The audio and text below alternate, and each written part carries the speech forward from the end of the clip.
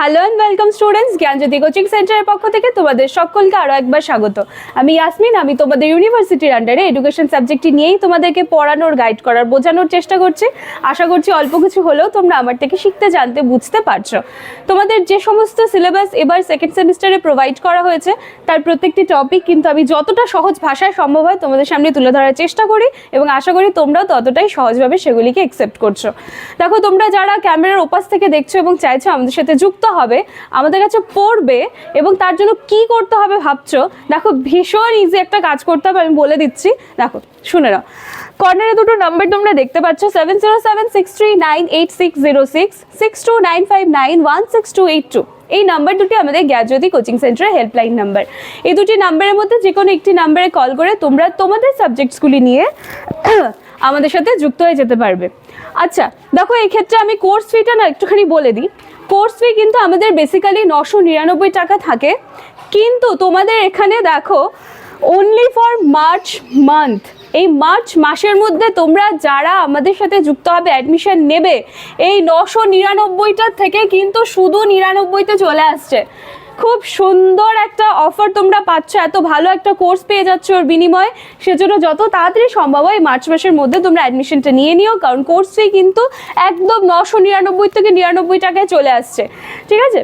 সেজন্য যত তাড়াতাড়ি সম্ভব হয় তোমরা যুক্ত হয়ে তোমাদের ক্লাসেসগুলো স্টার্ট করে দাও। এবং কোর্স ডিউরেশন কিন্তু 6 মান্থসের আছে, এবং এই 6 মান্থসের মধ্যে তোমাদের যে সমস্ত সিলেবাস প্রোভাইড করা হয়েছে তোমাদেরকে, তার প্রত্যেকটি কিন্তু সুন্দরভাবে শেষ করিয়ে দেওয়ার দায়িত্ব আমাদের থাকে। চলো, ইনফরমেশন দেওয়া ডান, এবার আমরা আজকের ক্লাস স্টার্ট করি। আমাদের ইউনিট 1-এর লার্নিং অ্যান্ড ইটস অ্যাপ্লিকেশন, এটা চলছিল আমাদের টপিক। এটার মধ্যে সাব টপিক ছিল definition, characteristics and factors influencing learning. হ্যাঁ, এর মধ্যে আমরা ডেফিনেশনটা কিন্তু করে নিয়েছিলাম, আমাদের ফ্যাক্টরসের চ্যাপ্টারটা চলছিল। এর আগের দিনের যে ক্লাসটা ছিল সেখানে আমি সংবেদন কমপ্লিট করিয়েছিলাম, প্রত্যক্ষণ কমপ্লিট করিয়েছিলাম, এবং আজকে বলেছিলাম যে প্রত্যক্ষণের প্রকৃতির উপরে একটা ক্লাস তোমরা পাবে। তো আজকে আমাদের আলোচনার বিষয় হচ্ছে প্রত্যক্ষণের প্রকৃতি। প্রত্যক্ষণটা কী জিনিস সেটা আমি আগের দিনই আলোচনা করিয়েছি। আজকে এই ভিডিও পর্যন্ত যারা পৌঁছাবে তারা একটু কাইন্ডলি আগের দিনের ভিডিওটা দেখে আসবে যে প্রত্যক্ষণটা কী জিনিস, তবে প্রকৃতিটা দেখবে ইজি হয়ে যাচ্ছে। চলো দেখো, আমি এখানে প্রত্যক্ষণের প্রকৃতি একটু লেখার চেষ্টা করেছি, আশা করছি তোমরা দেখতে এবং বুঝতে পারবে। 1 নম্বর হচ্ছে মানসিক প্রক্রিয়া, দ্বিতীয়ত উপস্থাপনমূলক ও পুনরুজ্জীবনমূলক, তৃতীয়ত সংশ্লেষক প্রক্রিয়া, এবং চতুর্থত নির্বাচনমূলক প্রক্রিয়া। এবার এই যে প্রকৃতিগুলো যে লিখেছি এগুলোর নিশ্চয়ই কিছু কিছু মানে হবে। তো মানসিক প্রক্রিয়া যেটা, সেটা আমি প্রথমে একটু আলোচনা করছি।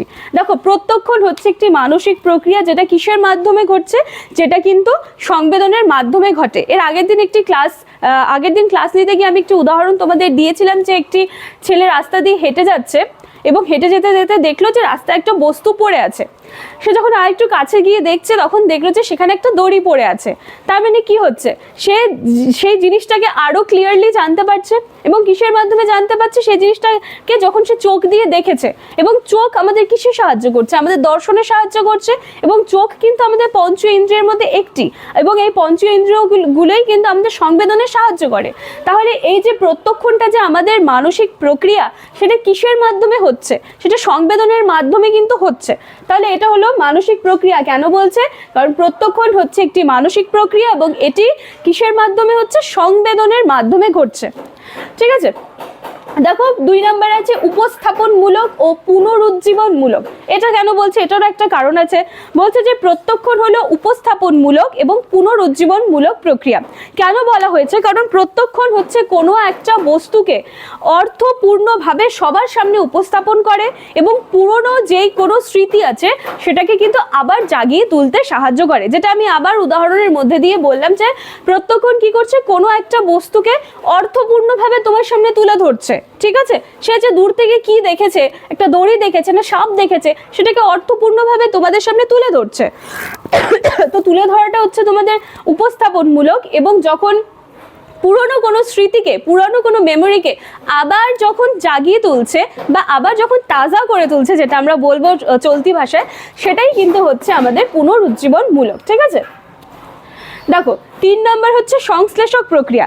এটা কি জিনিস? এটা হচ্ছে কোনো বিষয়কে সামগ্রিকভাবে বোঝার জন্য কিন্তু প্রত্যক্ষণ বিষয়কে সমন্বয় করে। কোনো একটা বিষয় সেটাকে ওভারঅল বোঝাবে, হ্যাঁ, সামগ্রিকভাবে বোঝানোর জন্য হচ্ছে এই সংশ্লেষক প্রক্রিয়া। একটি উদাহরণ দিয়ে যদি আমরা বলি যে মনে করো কোনো একটা দেয়াল ঘড়ির বিভিন্ন একটা অংশ থাকে, কিন্তু যখন আমরা সে একটা কমপ্লিট ঘড়িকে দেখি, সেটার কিন্তু একটা সম্পূর্ণ অংশকেই দেখি। আমরা মনে করো দেয়ালে একটা ঘড়ি লাগানো আছে, আমরা কি শুধু ঘড়ির সেকেন্ডের কাটার দিকেই তাকাই না তো? বা আমরা কি শুধু ঘড়ির মধ্যে যে সমস্ত নাম্বারসগুলো দেওয়া থাকে সেটা দেখি না তো? আমরা কিন্তু ওভারঅল ঘড়িটাকে দেখি, ঠিক আছে?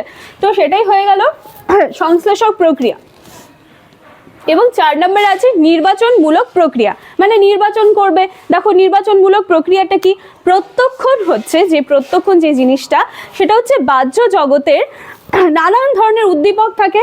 এই বাহ্য জগতের যে নানান ধরনের উদ্দীপক, তার মধ্যে থেকে যেটা প্রয়োজন হবে, হ্যাঁ, যেই উদ্দীপকটা প্রয়োজন হবে সেটাকেই কিন্তু সেখান থেকে নির্বাচন করছে, ঠিক আছে? তো এটা হয়ে গেল আমাদের নির্বাচন প্রক্রিয়া। এবং আরও আছে যেটা হচ্ছে প্রত্যক্ষণ হচ্ছে সমন্বয়ধর্মী হচ্ছে প্রত্যক্ষণ বস্তুর যে পূর্ব অভিজ্ঞতা এবং বর্তমানের পরিস্থিতি।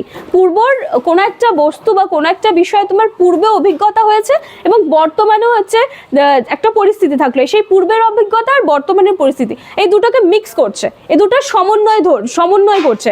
সেজন্য আমরা প্রত্যক্ষণের প্রকৃতির মধ্যে সমন্বয় ধর্মীটাও অ্যাড করতে পারি, ঠিক আছে?